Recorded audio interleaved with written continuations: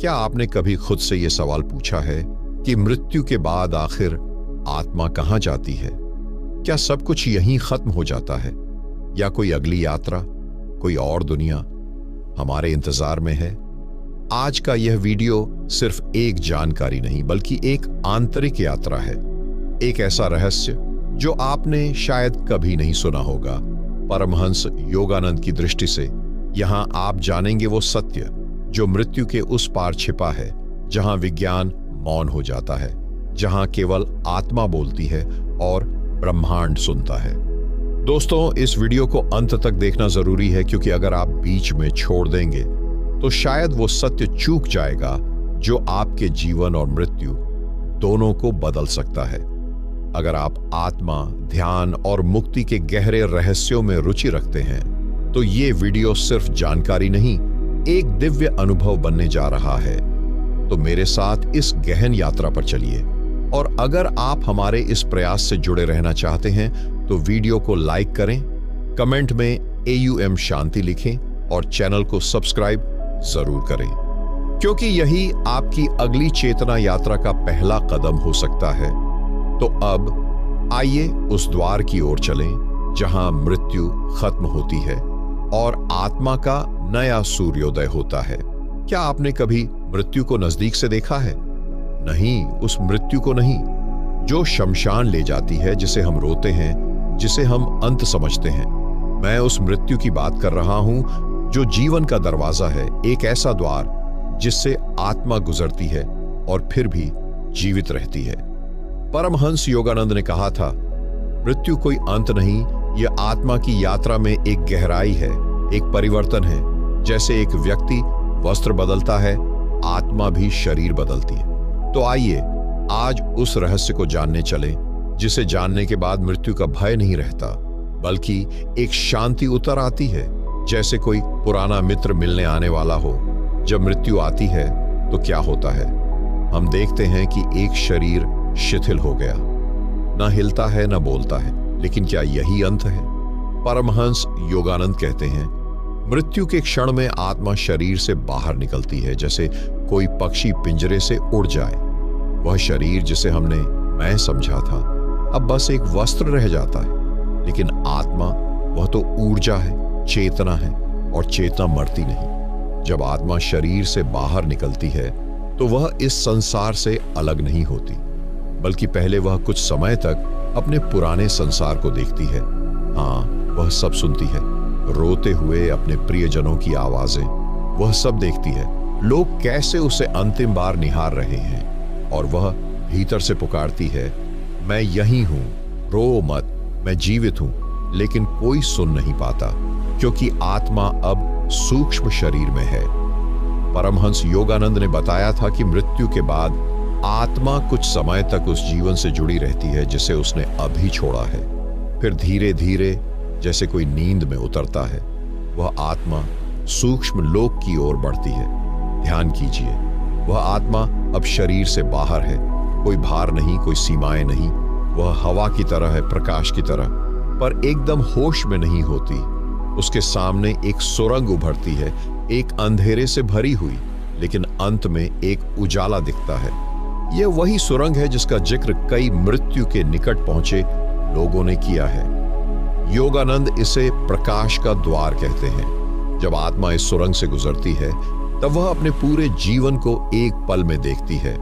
हर कर्म, हर भावना, हर सोच, कुछ पल में एक पूरी जिंदगी सामने आ जाती है। और फिर आता है निर्णय का समय, लेकिन यह निर्णय कोई बाहरी नहीं लेता। आत्मा स्वयं देखती है कि उसने जीवन में क्या सीखा, क्या छोड़ा, क्या अधूरा रह गया। परमहंस योगानंद कहते हैं, मृत्यु के बाद आत्मा 3 संभावनाओं में प्रवेश करती है। पहली, अगर आत्मा बहुत अधिक सांसारिक थी, मोह में बंधी थी, वासनाओं में लिप्त थी, तो वह धरती पर ही भटकती है। जी हां, उसे पृथ्वी लोक ही बार बार खींचता है।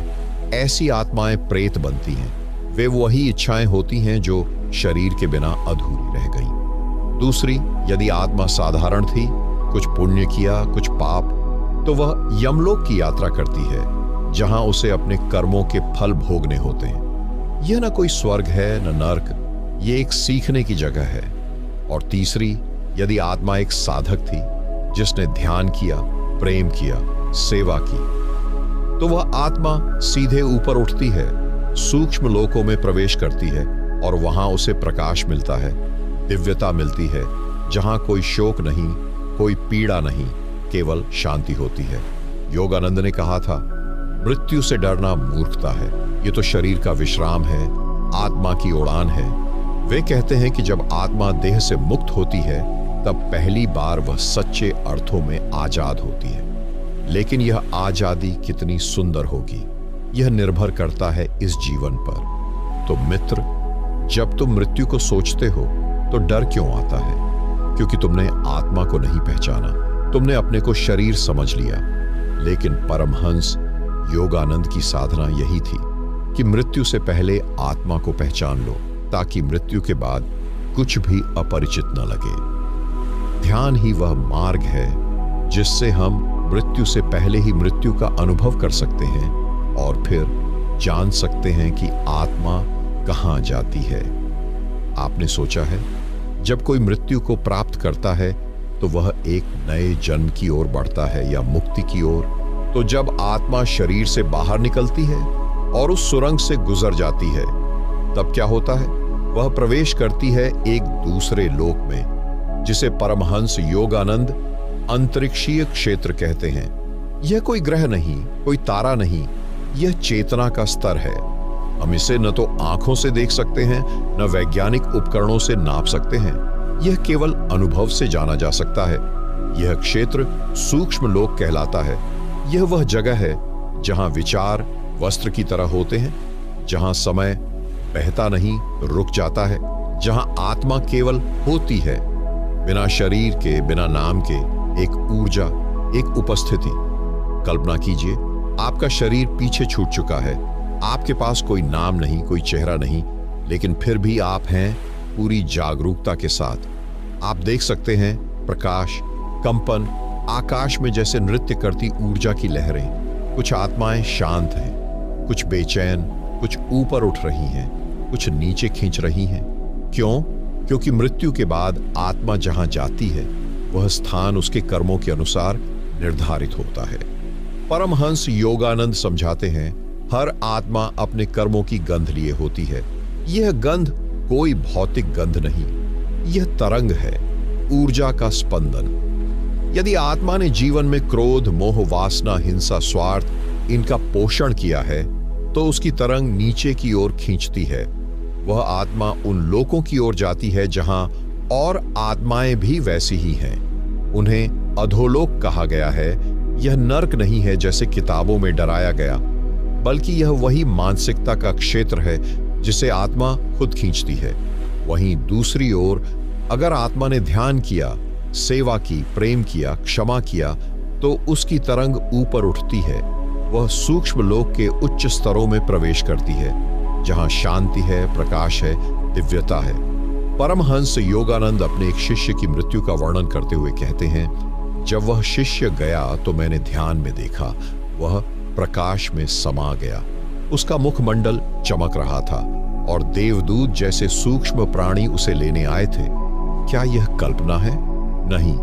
जब कोई आत्मा ध्यान से, प्रेम से, सेवा से जुड़ी होती है तो मृत्यु उसके लिए उत्सव बन जाती है।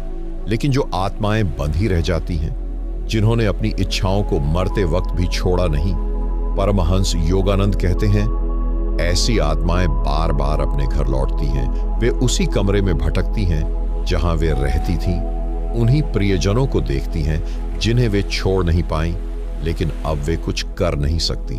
वे देखती हैं, सुनती हैं, लेकिन छू नहीं सकती, बदल नहीं सकती। उनका दुख यही है, मैं हूं लेकिन कुछ कर नहीं सकती। इसीलिए योगानंद कहते हैं, जीवन में मृत्यु की तैयारी करना ही सच्चा साधक बनना है। अब आत्मा की यात्रा उस पड़ाव पर आती है जिसे हम कर्म समीक्षा कह सकते हैं। यह वह चरण है जहां आत्मा के आगे उसके सारे जन्मों की स्मृति खुलती है। हर जन्म, हर कर्म, हर भूल, हर प्रेम, यह कोई सजा नहीं है, यह जागृति है। आत्मा देखती है कि उसने क्या सीखा, क्या खोया और अब वह क्या चाहती है। पुनर्जन्म या मुक्ति। और यहीं आता है पुनर्जन्म का रहस्य। परमहंस योगानंद कहते हैं, पुनर्जन्म कोई सजा नहीं, ये आत्मा की स्वतंत्र इच्छा होती है।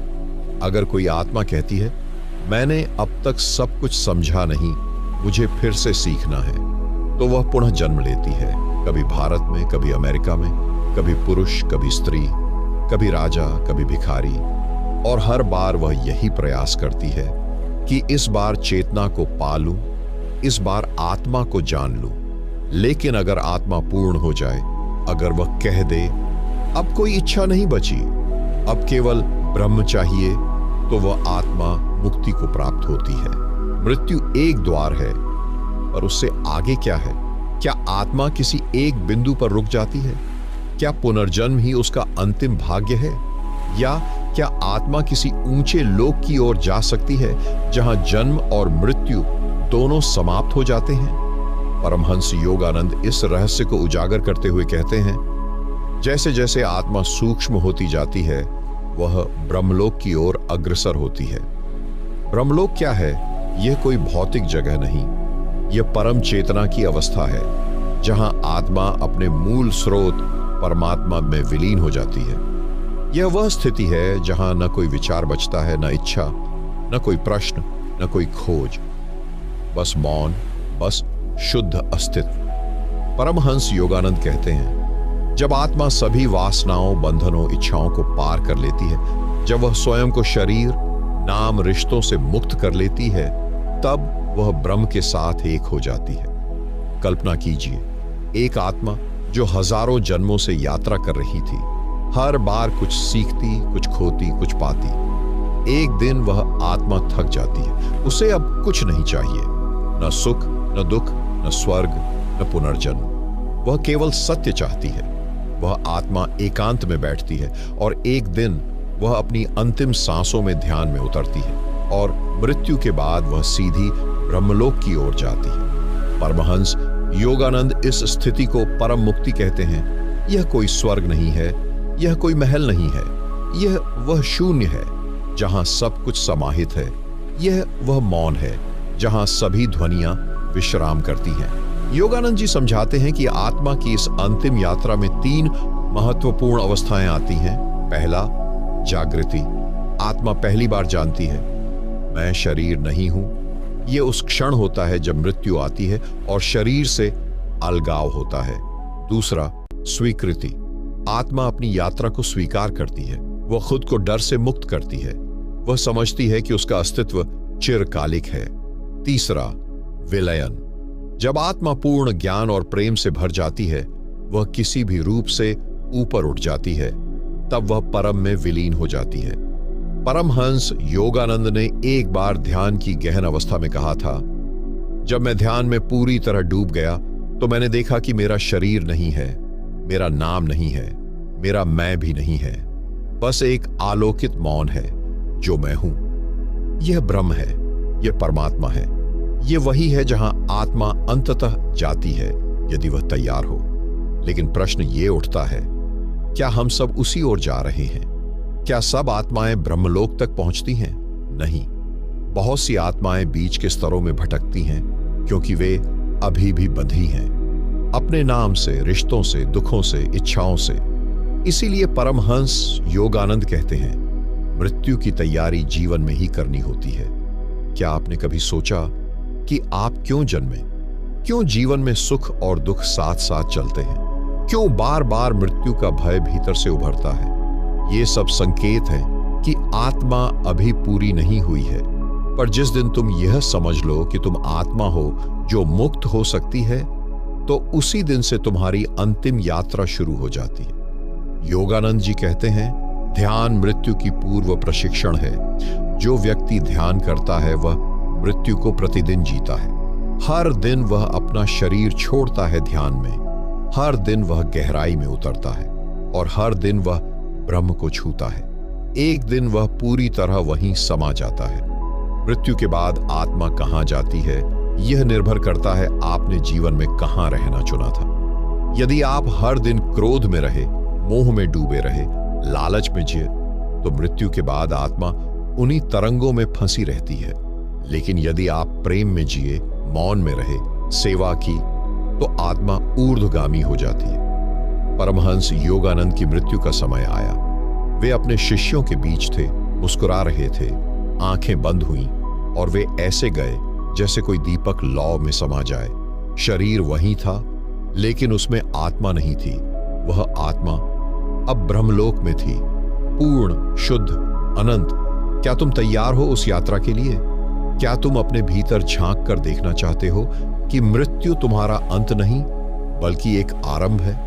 आज से, अभी से तुम ध्यान को अपनाओ, मौन को समझो और हर दिन मृत्यु को थोड़ा थोड़ा जानो। फिर जब अंतिम क्षण आएगा तो तुम मुस्कुराओगे, क्योंकि तुम्हें पता होगा तुम मृत्यु से नहीं, ब्रह्म से मिलने जा रहे हो।